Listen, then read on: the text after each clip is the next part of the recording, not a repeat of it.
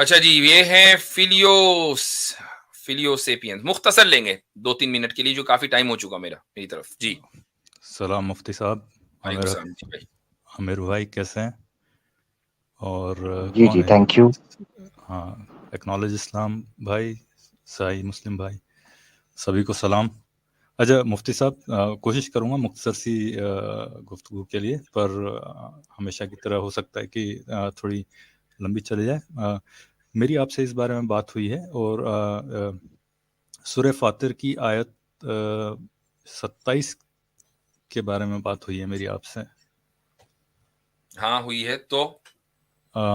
تو میں آپ کو بتانا چاہ رہا تھا، میں نے جو اس کے بارے میں میری جو آپ سے گفتگو ہوئی، اس میں آپ نے بتایا کہ وہ اس میں کئی جو ٹرانسلیشنز میں نے دیکھے ہیں، یا جو ایون جیسا میرے کو دھیان آ رہا ہے، جو کچھ ایک تفاسیر جو ہیں، اس میں یہ بھی لکھا ہے کہ وہ انسٹرکشنز ہیں وہاں پہ رہنے والوں کے لیے بیسیکلی، رائٹ؟ سورہ فاطر کا جو یعنی آیت نمبر 27 کی بات کر رہے ہیں. ہاں، علم ترى ان اللہ، تو اس میں آپ یہ کہہ رہے ہیں کہ کیا آپ نے نہیں دیکھا؟ آپ کو دیکھنے کو یہ اعتراض ہاں، تھا نا. یہ آپ نے آپ نہیں بھی دیکھا، دیکھے. یہ آپ جو ہے یہ آپ جو ہے وہاں کے قریشیوں کی بات چل رہی ہے. ٹھیک ہے، مطلب آپ چونکہ یہ وہ والا ڈسکشن تو مکمل ہو گیا تھا، آپ اس کے علاوہ کچھ اور کہنا چاہیں تو کہیے. ہاں نہیں، میں آپ نے ایک اسکرین شیئر کرتا ہوں، اگر آپ دکھانا چاہیں تو. یہ آپ نے دیکھیں، یہ ماؤنٹین، یہ جو جیسے کوہ نمک کہتے ہیں، ایک یہ بات سنیے، جشک وہ کے ماؤنٹینز ہیں، مجھے اور آپ کو، ہمیں اس سے کوئی اختلاف نہیں ہے، ہیں لال پیلے نیلے کالے پیلے ہر طرح کے ماؤنٹینز ہیں. اس آیت میں مسئلہ کیا ہے وہ بتائیے. نہیں، میں یہ جاننا چاہ رہا تھا، میں کیا شیئر کر سکتا ہوں اسکرین اگر آپ کی اجازت مطلب ہے؟ ماؤنٹینز ہی کا تو دکھائیں گے نا فوٹو. ہاں، میں دکھانا چاہ رہا ہوں کہ وہ کیسے دکھتے ہیں، تو ایٹ لیسٹ معلوم چل جائے وہ کہ یہ ہمارے آیت آڈینس کو اس میں کوئی دلچسپی نہیں ہے، ہمیں پتا ہے کہ ماؤنٹینز ہیں.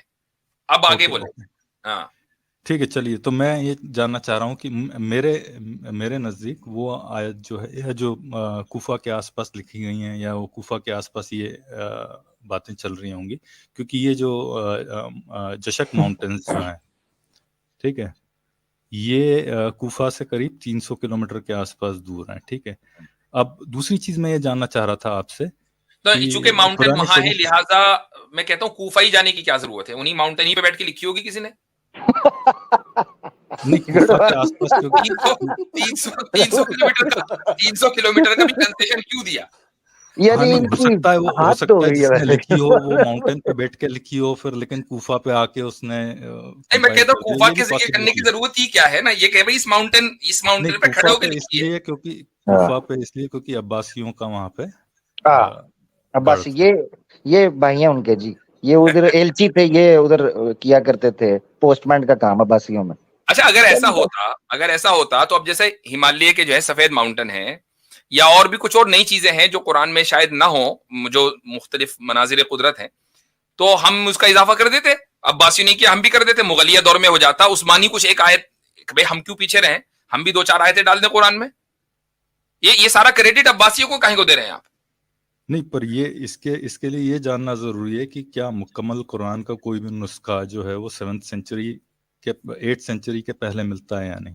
ہم تو قرآن کے نسخے کے اوپر اعتبار کرتے ہی نہیں نا. اعتبار کرتے ہیں، اعتماد نہیں کرتے ہیں. یعنی اس پر ریلائی نہیں کرتے کہ قرآن کے محفوظ ہونے کے لیے اس کا مکمل نسخہ ہمارے پاس آج ہونا ضروری ہے. اس پر اعتماد نہیں ہے، کیونکہ وہ ہمارے لیے سیکنڈری سورس ہے. پرائمری سورس تو ہمارا تواتر طبقہ ہے. اسی پر بات ہوئی ابھی اسکیپٹک ایگنوسٹک سے. پر وہ تو ہائیلی پرون ٹو ایرر ہے ایکچولی.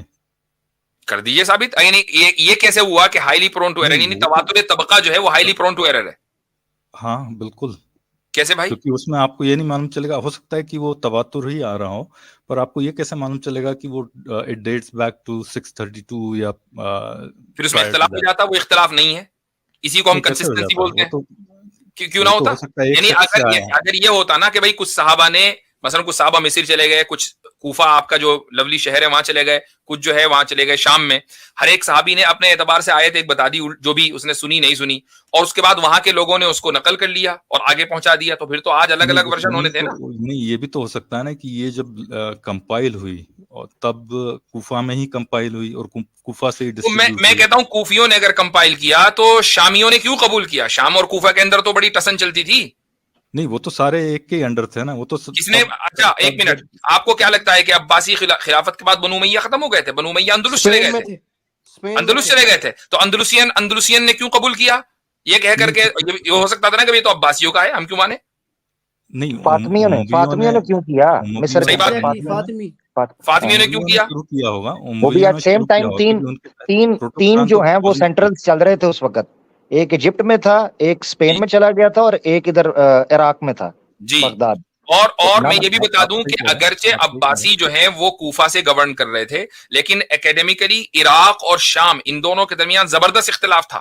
اس کی ایک مثال یہ ہے کہ امام اوزاعی کے سامنے امام محمد نے امام محمد جو امام ابو حنیفہ کے شاگرد ہیں, انہوں نے جو ہے ایک کوئی کتاب لکھی, تو انہوں نے کہا کہ بھئی یہ کوفیوں کو کیا آتا ہے اس موضوع کے اوپر, فقہ کے اوپر بات کرنے کا کیا حق ہے؟ اس کے بعد انہوں نے ایک دوسری کتاب لکھی, تو امام اوزاعی نے اس کو تسلیم کیا.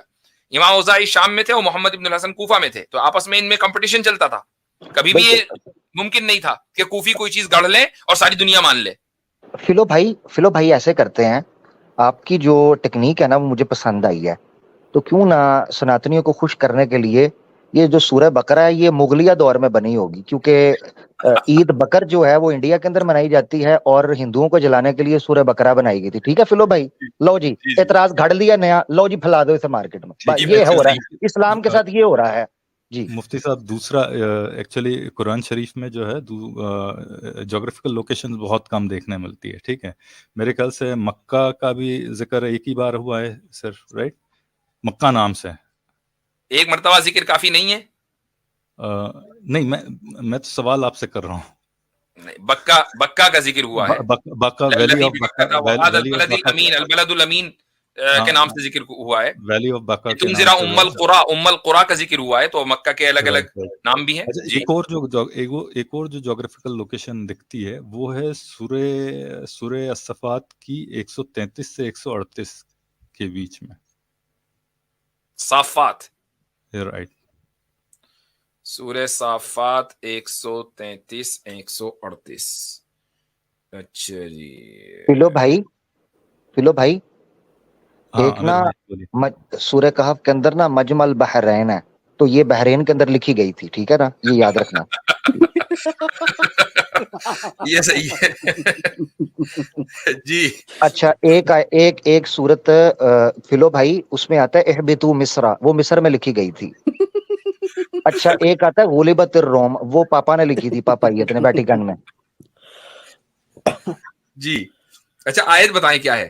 ہاں 133 سے 138 کے بیچ میں بھائی. 101 یہ تھوڑا ترجمہ پڑھیں اس کا, چونکہ یہ جو ہے وَإِنَّكُمْ لَتَمُ إِلَّا عَجُوزًا فِي الْغَابِرِينَ ثُمَّ دَمَّرْنَا إِذْ نَجَّيْنَاهُ وَأَهْلَهُ أَجْمَعِينَ إِلَّا عَجُوزًا فِي الْغَابِرِينَ ثُمَّ دَمَّرْنَا الْآخَرِينَ وَإِنَّكُمْ لَتَمُرُّونَ عَلَيْهِمْ مُصْبِحِينَ. ٹھیک ہے, اس میں کیا مسئلہ ہے؟ یہ پلر آف سالٹ کی بات کر رہے ہیں یہاں پہ, رائٹ؟ پلر آف سالٹ وَإِنَّ لُوطًا لَمِنَ الْمُرْسَلِينَ إِذْ نَجَّيْنَاهُ وَأَهْلَهُ أَجْمَعِينَ إِلَّا عَجُوزًا فِي الْغَابِرِينَ ثُمَّ دَمَّرْنَا الْآخَرِينَ وَإِنَّكُمْ لَتَمُرُّونَ عَلَيْهِمْ. اس میں تو پلر آف سالٹ کا کہیں ذکر نہیں ہے. 37 کی 133 پلر یار یہ ہر جگہ قرآن کے اس میں بھی جو ہے نا ایڈ گھسا دیتے ہیں. رک جائیے, یہ بڑا مسئلہ ہے. نہیں اس میں مجھے مفتی صاحب پلر آف سالٹ کا سمجھ نہیں آتا. وہ تو کچھ لوگوں نے منسوب کیا ہوا ہے نا کہ وہ حضرت لوط کی بیوی کا وہ اسٹیچو ہے قرآن. اچھا وہ والی بات ہو رہی ہے. 137 ہاں 137 138 میں یہ لکھا ہے نا کہ you pass by it day and night. Mecca والو تم ان کی بستیوں پر سے گزرتے ہو کبھی صبح ہو. وَإِنَّكُمْ لَتَمُرُّونَ عَلَيْهِمْ مُصْبِحِينَ. تو اس میں پلر آف سالٹ کہاں سے آ گئے؟ اب میں ایک آپ کو جوک سناتا ہوں. پلر آف سالٹ پہ یاد آیا, 3-4 سال پہلے میرا جارڈن جانا ہوا بھائی. تو میں نے میرے ساتھ ایک صاحب اور تھے, تو ہم دونوں باہر نکلے ایئرپورٹ سے. ہمارے پاس صرف 10-12 گھنٹے تھے جارڈن میں. تو ہم نے کہا چلو یہاں کے تاریخی مقامات دیکھ لیتے ہیں. تو ایک ٹیکسی والے سے بات کی, ہم نے کہا کہ بھائی وہ جو حضرت لوط کا جو علاقہ ہے ہمیں وہاں بھی جانا ہے جہاں ان کی قوم پہ عذاب آیا تھا. کہ ہاں ٹھیک ہے. اچھا اب اس کے بعد وہ ہمیں لے کے چلا, تو جو ڈیڈ سی ہے وہاں تک تو اس نے پہنچا دیا. اب اس کے بعد کہنے لگا, میں نے کہا اچھا حضرت لوط علیہ الصلوۃ والسلام کا یہاں کہیں کوئی نشان؟ کہ لیں ہاں ان کی قبر ہے. میں نے کہا اچھا وہ تو یہاں سے چلے گئے تھے. میں نے اس سے کہا, میں نے کہا یہاں سے چلے گئے تھے. کہ نہیں قبر یہی ہے ان کی. میں نے کہا اچھا کہاں ہے؟ اس نے ایک بہت بڑا پتھر جو ہے نا اوپر رکھا ہوا تھا. کہ لیں وہ رہی. अच्छा, उसके बराबर में एक पत्थर की शक्ल की एक वो लंबा सा पत्थर था, कहने ये उनकी बीवी है। तो मैंने कहा भाई ये बेवकूफ किसी और को बनाना, हमें यहाँ से लेके निकल। नहीं वो असल में वो मुफ्ती साहब उस पे ना वो नहीं मशहूर मुफ्ती हो साहब, गया है लेकिन कि यही वो तो धोनी की लेजेंड्स बीवी है, का वो यही तो स्टैचू है। मेरा कहने का यही मतलब है कि ये लेजेंड्स जो हैं ये बुक्स में आ गई हैं नहीं बात। ये गप्पे हैं नहीं, आपकी, ये आपकी खुद साख्ता गप्पे हैं, ये लेजेंड जी। नहीं है मेरा भाई। यही ये आपको तब से लेजेंड्स इतनी आमिर आयतें भाई दे के समझाया पहले है से चली आ जी। रही हैं लेजेंड्स, ये ऐसा नहीं है अच्छा, कि अगर अभी ये होता मुफ्ती तो मैं तो उसको मान लेता, मैंने कहा जी यही बीवी है और यही कबर है, मैं तो मान लेता फौरन।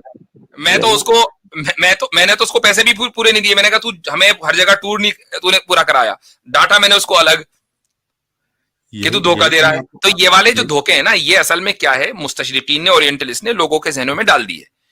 यहाँ इसमें पिलर्स ऑफ सॉल्ट का कोई जिक्र ही नहीं है। लतमुर्रून अलैहिम, उनकी बस्तियों से आप गुजरते हैं दिनों रात, तो बस्ती से तो मैं भी गुजरा। इसकी तफसीरों में अगर देखेंगे तो मिलेगा मेरे ख्याल से, मैं 100% श्योर नहीं हूँ, जहां तक मुझे याद आ रहा है, पर हो सकता है कि आप सही हो सकता है मैं गलत हूँ इस मामले में। नहीं यही है, मुझे ऐसा ध्यान आ रहा है कि तफसीरों आप में ही का गलत होना तय है, ये ध्यान वाली बात नहीं है भाई। बात हो तो फिर उसूल की, यानी आप अगर हमसे गुफ्तगू कर रहे हैं, डायलॉग कर रहे हैं, दलील की बुनियाद पर होना चाहिए ना भाई। मुझे ध्यान आ रहा है तो ये तो कोई दलील ना हुई। ठीक है, मैं एक कोशिश करता हूँ एक तफसीर ढूंढने की, ठीक है ना। अच्छा तो चलें, अब मुख्तसर बात करनी थी ना, ये वाली बात तो हो गई, दोनों बातें हो गई अब जी। हजरत इनके लिए ना जो फिलो भाई हैं, इनके साथ ना एक दफा ये हुआ कि एक यानी इनकी मिसाल इस तरह है जिस तरह ये कुरान से टुकड़े पकड़ के कर रहे हैं। तो वो एक बेवा थी और उसका देवर था, उन दोनों के दरमियान ना तरके का और विरासत का मसला चल पड़ा। उन्होंने कहा मसला कैसे हल करें, और कहा दोनों मुसलमान है, मसला करना हल कुरान से ही है, ठीक है जी। तो वो बच्चा जो है ना उसका बेवा का, वो जनाब केस लेकर, तो जनाब फिलो साहब जो हैं इस तरह के कोई थे आदमी मुफक्किर, उनके पास चले गए, और उधर से देवर जो था यानी चचा उसका वो भी आ गया।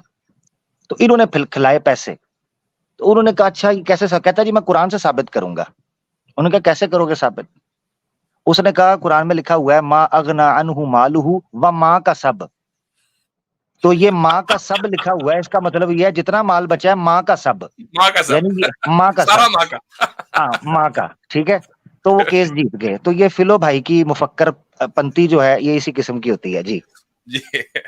चले ठीक है फिलो भाई, इंशाल्लाह फिर बात करेंगे। चलिए ठीक है, चलिए मुफ्ती साहब बाद में बात करते हैं।